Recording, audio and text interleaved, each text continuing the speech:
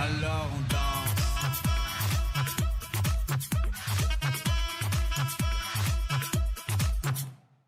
Kulla. Data Center Izraelit është projekt, nuk është ndërtuar akoma, nuk e di se sa të ndërtohet.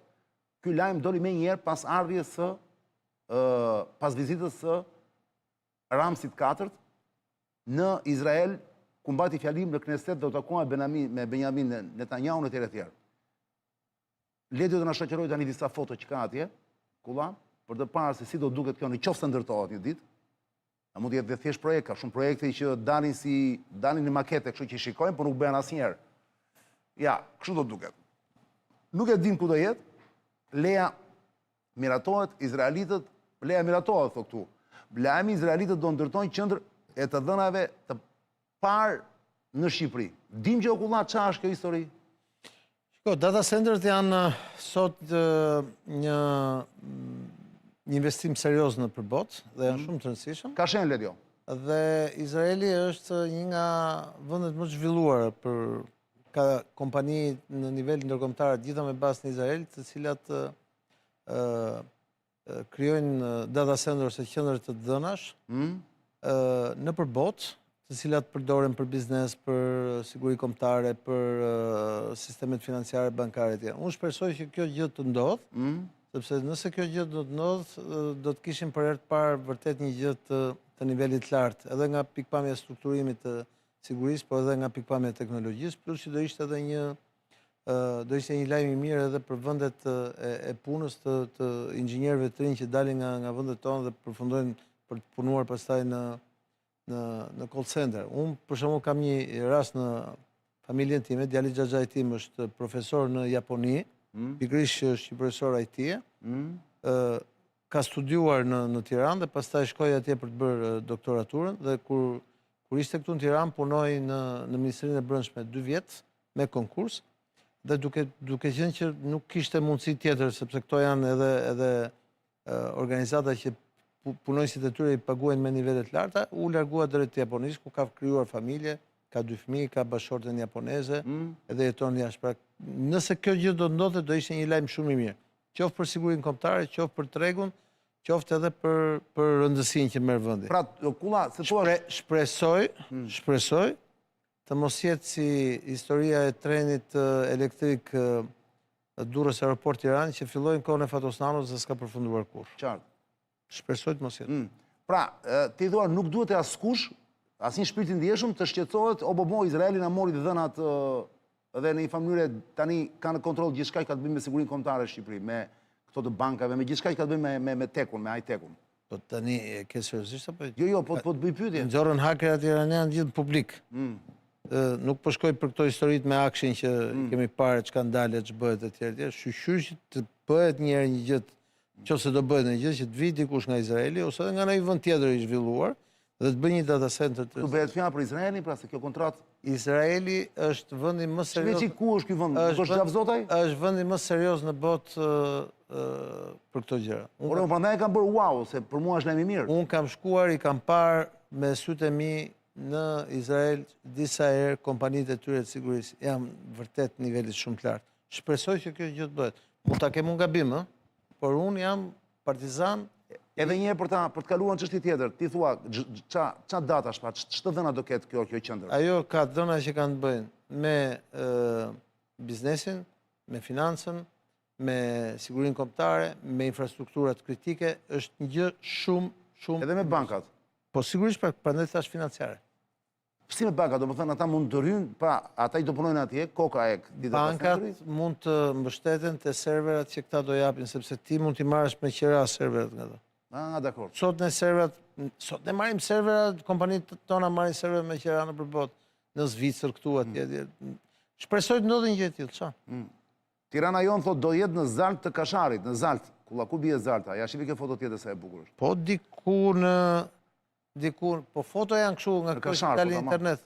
Diku nga qaf Kashari, po shohim se. Pra data centeri izraelit do të ndërrohet në zonën e zhvillimit ekonomik dhe teknologjik TEDA në Kashar thot. Po ta shohim. Pritani një sekond. Kashari, po ky më thot TEDA e Bashkisë Tiranë në fshatin Yzberisht, thot ky më thot. Ç'ne Kashari në fshatin Yzberisht? Po, thot njëri ndërkohë. ngjitur janë ysberisti dhe kashari, dy zona ngjitur janë. Jo më kulla, si që kanë gjitur më. Po, kalon nga ysberisti shkon kashar, o çan. Se kështu është ysberisti dhe vjen nga mbrapa te Kodra dhe shkon kashar. Ysberisti është nga... Ysberisti është periferi i Tiranës, jo më Maldajtit, është këtu, është nga... Ysberisti është kur shkon për... është ysberist Mzese dhe kashar që shkon për në aeroport. Nuk është te ysberisti, unë nga Trova. Po jo më është Matana Stirit. Dakor. Ka lidhje. Dhe thot, perëndim Tiranës, leja ndërtimit miratua brenda 60 ditësh dhe objekti do zhvillohet në një sipërfaqe prej 1.8 dhe në 4.5 hektar. Tokë shtetërore me opsion zgjerimi dhe në 7.75 hektar. Le të shpresojmë që. Kush ndërton Albania Data Center? Kompani izraelite në Prosi, Happy Technology, 8%, kompani kibernetike IT e kontrolluar nga Roy Shaposhnik, Noam Frank, Shlomi Avni dhe Itaj Melchior. DIT 20% është firma tjetër DIT, firmë konsulente për data center, udhëhequr nga Zvika Friedman, Nir Poltorak dhe Dan Carmi. Kjo është data center i parë në Shqipëri bazuar në procesor Nvidia Robin. Mikroprocesor. Nvidia Robin. Investimi total shkon rreth 100 milion euro, 118 milion dollar. Këto janë para që do e ndërtoj Shqipëria këta, apo buxhetin e shtetit. Jo. Kush ndërton Izraeli? Kompaniet. Kjo kompania. Po është kompani izraelite. Po pra një Po shteti kompani nuk ka fare, nuk ka shteti shqiptar. S'ka pse të strukturoj, do jetë një biznes privat i teknologjisë të Është nivelet. privat pra. Po sigurisht. Po për shembull gjërat e shikut e këto, gjërat e policisë do i kenë këto? Nëse ata do bëjnë një marrëveshje shërbimi se edhe në Izrael Mossadi bashkëpunon me këto kompanitë private, se një pjesë e këtyre kanë qenë gjithë general dhe... Në Izrael nuk besoj se ka firmat huaja jo izraelite që i bëjnë këto data center. S'ka, sepse Izraeli është shtet serioz dhe ka investuar. Dim që për shembull në boto të kulla ose për shembull në vendet e Ballkanit. Dim që ti për shembull që këto vendet Malizi, Serbia, ku di qoftë Kosova apo Maqedonia e Veriut, dim që kanë për shembull kanë kështu se thuash kompani të huaja që marrin shërbimet e vendit në dorë. Po ka raste. Pra Shqipëria mund të quhet si rast i rrallë? Po të marr shembullin italist unë ty. Grupi Leonardo, që është italian? që është italian, është nën kontrollin e shtetit italian e tjerë, po vepron si kompani në treg, sepse është edhe një grup në bursë. Është në bursë Leonardo, po. Sigurisht. Ka një nga data centeret më të mëdhenj në Evropë që quhen Leonardo, e ka pikërisht diku afër Bolonjës, afër Veriut, dhe në një nga kompanitë që ka grupi Leonardo që quhet Space, është në ortaklëk me grupin më të madh francez Thales. Në Thales, po. Dhe që bën armë. Që bën jo armë. Bën gjithë, bën infrastrukturë rretholluar. Dhe Thalesi dhe te Thales Alenia janë 30 te Thales Alenia janë 30% Thalesi dhe 70% grupi Leonardo, pavarësisht se ata janë francez.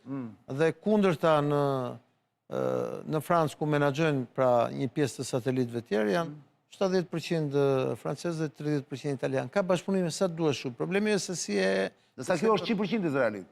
Se di duhet që atë në dhomën e tregtisë ose në regjistrin tregtar për të parë se si janë ndarë këto ortaklëqe e tjera. Ora është 10... Izraeli është vërtet në nivelet më të larta të mundshme të... Nuk diskutohet. Ora është 10:51 minuta, zonja Zotrinj. Ledjo, na ka ardhur lajme të mira nga ajo plak, duhet nxitojmë, nga Lobby Home. Ja, shikoni.